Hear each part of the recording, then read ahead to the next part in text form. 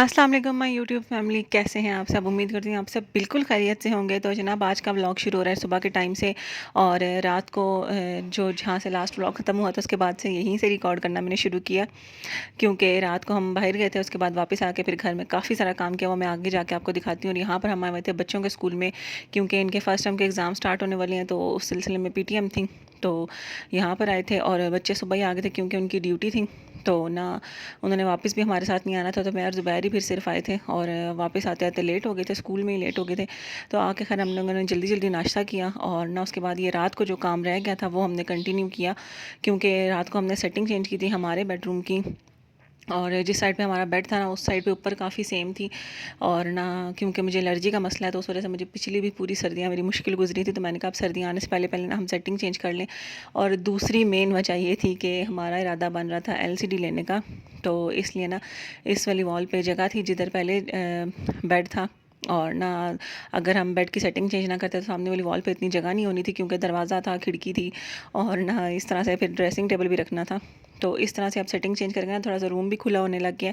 और ना एलसीडी वगैरह की जगह भी बन गई, और जो एलर्जी वाला मेरा इशू था ना वो भी काफ़ी हद तक सॉल्व हो जाएगा।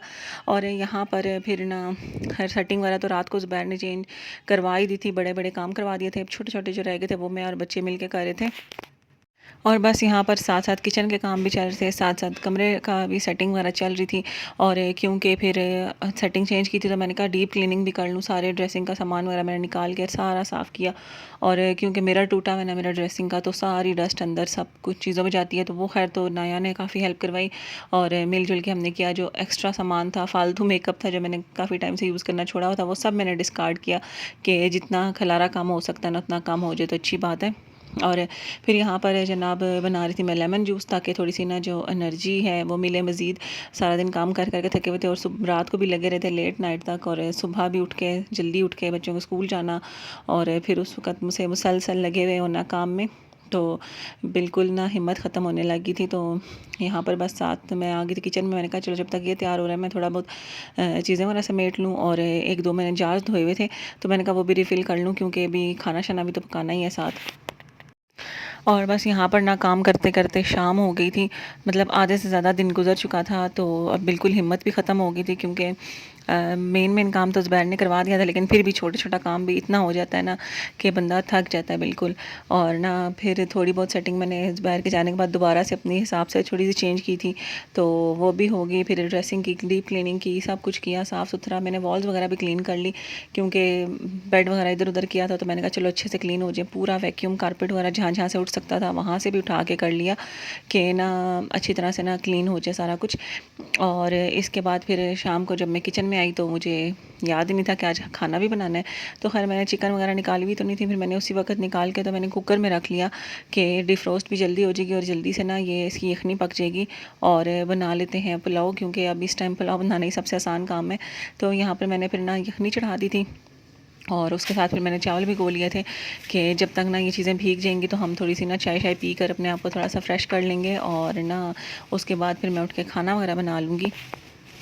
और अब मुझे ना अपना रूम थोड़ा ज़्यादा अच्छा लग रहा है, क्योंकि पहले ये होता था बेड जहाँ पे लगा हुआ था बाय मेन गेट से ना कोई एंटर होता था ना, तो सीधी नज़र बेड पे पड़ती थी, और ना वो फिर अच्छा भी नहीं लगता। और अब ना बेड मेरा एक साइड पे हो गया, दूसरा रूम भी काफ़ी मुझे खुला खुला लग रहा है, क्योंकि जो पहले ना बहुत कंजस्टेड सा लगता था, पता नहीं क्यों, लेकिन ये है कि अब अच्छा लग रहा है। और एलसीडी का तकरीबन 2 ढाई साल से ना मैंने रोक के रखा हुआ था कि लेनी नहीं है हमने, क्योंकि मेरे बच्चों का पहले ही फ़ोन पास है, और उसके बाद फिर एलसीडी भी हो जाएगी, तो स्क्रीन टाइम कंट्रोल करना ना मेरे लिए ज़्यादा मुश्किल हो जाएगा, मतलब मेरे एक काम में मज़ीद इजाफा हो जाएगा। लेकिन अब फिर ज़ुबैर ने कहा नहीं ले लेते हैं, बच्चे भी खुश होंगे, और ना ये है कि बंदा वीकेंड्स पे इकट्ठे टाइम भी स्पेंड कर लेता है, दूसरा ख़ुद भी देखता है। तो फिर मैंने कहा चलो ठीक है, ये भी बात सही है कि ले लेते हैं। तो फिर मैं मानी, तो फिर हम लोगों ने अब ली एलसीडी। तो बस यहाँ पर मैंने फटाफट से पुलाव रेडी किया, साथ मैंने रायता भी बना लिया था। भूख भी शदीद लगी हुई थी, क्योंकि दिन को भी ना खाना शाना नहीं खाया था, जो नाश्ता किया हुआ था वही किया हुआ था। उसके बाद फिर चाय शाय पी ली थी। और यहाँ पर ना फिर मैंने प्याज टमाटर और बंद गोभी मेरे पास पड़ी थी वो भी डाली, खीरा भी डाला और सब कुछ डाल के ना रायता बना लिया। और पहले तो ज़ुबैर इस तरह का रायता नहीं खाते थे, लेकिन एक दो दफ़ा से ना बड़ा उनको पसंद आ रहा है, तो फिर मैं बना लेती हूँ चावलों के साथ। और साथ ही साथ बस ना मैंने पुलाव बना लिया। और सबसे पहले मैंने प्याज को ब्राउन किया। और पुलाव में ना मेरा दिल होता है कि प्याज का कलर बहुत ज़्यादा डार्क ना हो, क्योंकि चावलों का कलर मुझे बहुत ज़्यादा डार्क अच्छा नहीं लगता। कभी कभी दिल कर रहा हो तो हो जाए, वरना मेरा दिल करता है कि चावलों का कलर ना लाइट हो। तो मैंने इतना सही प्याज ब्राउन किया था जितना मुझे चावलों का कलर चाहिए था। और इसमें मैंने जो यखनी वाली चिकन थी वो शामिल की और इसको अच्छे से ना अब इसमें पका लेंगे। और बस चिकन को ना अच्छे से इसमें गोल्डन कर लेंगे। और उसके बाद ना मैंने इसमें डाले थे ज़ीरा भी साथ ही डाल दिया था। और साथ ही साथ ना मेरा रायता वगैरह भी रेडी हो रहा था। और फिर ना यहाँ पर जब चिकन अच्छे से ना पक जाएगी, कलर उसके ऊपर आ जाएगा अच्छा सा, तो फिर हम इसमें ना टमाटर, हरी मिर्ची, हरा धनिया वगैरह शामिल करेंगे। और पुदीना भी शामिल करना चाहें तो वो भी कर लें। और उसके बाद सारे मसाले डालेंगे। तो फिर इसको दोबारा से अच्छी तरह से भूनेंगे। और फिर जो यखनी बनाई थी वो डालकर चावल शामिल करके तो फिर हम इसको पका कर दम पे रख लेंगे। और सिंपल सा फटाफट से बनने वाला पुलाव। और यहाँ पर ना साथ मेरा रायता भी रेडी हो रहा था। और ना बस दोनों काम इकट्ठे इकट्ठे चल रहे थे साथ साथ ही। और यहाँ पर ना चिकन अच्छे से फ्राई हो गई थी। आप कलर देख सकते हैं कि कलर कितना चेंज हो चुका है। और जो प्याज थोड़ा सा लाइट था ना वो भी उसका भी कलर थोड़ा सा डार्क हो चुका है पकते पकते। और ना यहाँ पर फिर मैंने टमाटर शामिल कर दिया। टमाटर मैं थोड़े से बड़े बड़े काटती हूँ। और साथ ही मैंने खुश्क मसाले भी शामिल कर दिए, क्योंकि टमाटर ना ज़ुबैर को चावल में काफ़ी पसंद है, तो इसलिए मैं डालती हूँ। वरना पुलाव में टमाटर ना भी डाले जाएँ तो तब भी काम चलता है। तो यहाँ पर बस सारे खुश्क मसाले शामिल किए। और ना अब इसको दोबारा से थोड़ा सा भून के फिर इसमें हम शामिल कर देंगे चावल और यखनी। और बस इसके बाद इसको पकाएंगे और हमारे चावल हो जाएंगे रेडी। उसके बाद दम दे देंगे। और बस यहाँ पर ना मैंने कहा जितनी देर में चावलों का पानी खुश्क होगा मैं इतनी देर में गूंद लेती हूँ आटा। आटा मैंने कल गूंदना था, लेकिन मेरे जहन से निकल गया। और फिर सुबह नाश्ते का भी इतना मसला हुआ क्योंकि हम लेट हो गए थे। तो फिर ये है कि तंदूर से ना रोटी भी अक्सर नहीं मिलती, क्योंकि टाइम वगैरह अगर तंदूर का ना हुआ हो तो खैर नान तो नहीं मिले, लेकिन रोटियाँ मिल गई, अच्छा हो गया। वरना फिर ना मामला ज़रा ख़राब हो जाना था। तो फिर ये है कि मैंने ना कहा अभी आटा गूंद लूँ फटाफट, तो जितनी देर में ना हम खाना वगैरह खाएँगे और ना चावलों का दम वगैरह आएगा ना, तो आटे को रेस्ट मिल जाएगा। और उसके बाद फिर ना मैं इसको गूंद के अच्छे तरीके से ना तो फिर मैं फ्रिज में रख दूँगी। पहले मैं मिक्स करके रखती हूँ। ये चक्की वाला प्योर जो चक्की का आटा होता है ना, गंदुम वाला क्या कहना चाहिए इसको, वो होता है। तो इसको थोड़ा सा रेस्ट दो ना, तो फिर बड़ा अच्छा स्मूथ सा गूंदा जाता है। और फिर इसकी रोटी टूटती भी नहीं है, वरना अक्सर गंदुम वाले आटे की रोटी पकाना बड़ा मुश्किल हो जाता है। तो यहाँ पे बस मैंने इसको मिक्स करके रख दिया था। थोड़ा सा पानी का मैं ऊपर ऐसे छट्टा सा लगा देती हूँ ताकि सॉफ्ट हो। और उसके बाद ना फिर चावलों को मैंने दम शम दिया। जितनी देर में फिर मैंने किचन क्लीन कर लिया कि बजाय इसके मैं अंदर जाके बैठूँ, तो मैं ना यहाँ पर ना किचन वगैरह साफ़ कर लेती हूँ। और उसके बाद फिर हम लोगों ने खाना खाया। और ना जो थकन थी ना वो भी उतरी, सुकून आया, क्योंकि सुबह का नाश्ता किया हुआ था। उसके बाद फिर दिन को सिर्फ चाय वगैरह ही पी थी। तो अब ना शदीद भूख लगी हुई थी और ना फिर पेट भर के खाना खाया। और चावल वैसे पक रहे हो ना तो भूख डबल हो जाती है बंदे की खुद ही। और पुलाव जब मैं बनाती हूँ ना तो मेरा यही कोशिश होती है कि पुलाव का कलर लाइट हो और साथ ना उसमें मैं थोड़ा सा ना ये जर्दे वाला रंग भी डालूँ, तो इससे ना बड़ी अच्छी लुक आती है, पुलाव की बिरयानी वाली लुक आने लग जाती है बल्कि। तो ये मैं ना लाजमी मेरी कोशिश होती है डालूँ। और मैं ना ये ढूंढ के ये जर्दे वाला कलर लाती हूँ। एक तो बिल्कुल थोड़ा सा येलो येलो सा होता है और एक ऑरेंज ऑरेंज सा, तो वो नहीं, ये वाला कलर बहुत अच्छा लगता है। और बिरयानी में भी ना ये कलर बड़ा अच्छा लगता है मुझे वैसे। और ना ये कलर मुझे इतना पसंद आता है खाने में कि मैंने ना पैनकेक्स में भी डालना शुरू किया हुआ होता है। तो यहाँ पर जब चावल रेडी हो चुके थे, दम तोड़ा मैंने और खाना भिजवाया ज़ुबैर को भी।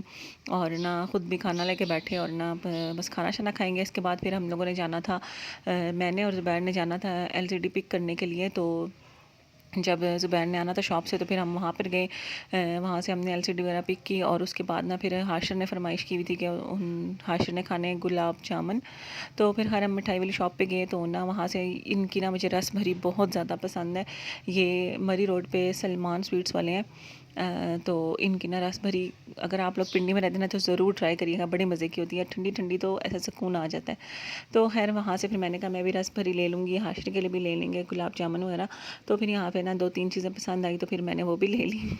और काफ़ी ना लेट हो चुके थे अब भी हम। और ना मुझे उम्मीद नहीं थी कि मुझे रस भरी मिलेगी, लेकिन आज मेरी किस्मत में थी तो मुझे मिल गई, क्योंकि मौसम चेंज हो गया ना तो इस टाइम तक बची भी पड़ी थी। और बस ये बिल्कुल ना शॉप बंद कर रहे थे, सफाइयाँ वगैरह कर रहे थे, लेकिन बस किस्मत अच्छी थी तो मिल गई। और उसके बाद फिर घर गए और घर जाके ना आज हमने एलसीडी फिक्स करनी थी।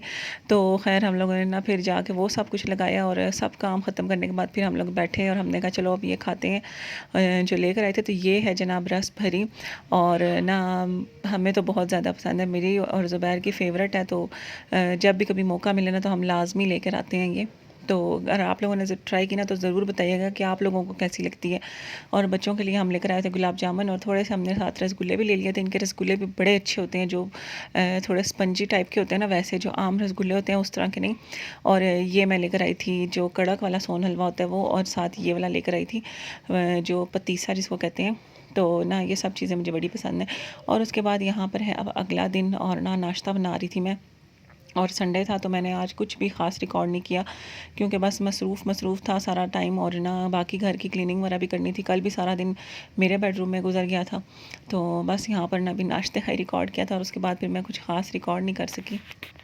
और मैंने बना लिए थे पराठे, और साथ मैंने अंडे बॉईल कर लिए थे। और आज ना मेरा रिफ़्रेशमेंट के चने खाने को दिल था, तो मैंने ज़ुबैर से कहा कि कमर्शियल तो जा रहे हैं तो वो भी ले आना। तो बस यहाँ पे नाश्ता करने लगे थे, और बच्चों की खुशी की इंतहा नहीं थी। और बस इसी के साथ आज का व्लॉग भी एंड करूँगी। दोबारा मुलाकात होगी। अल्लाह हाफ़िज़।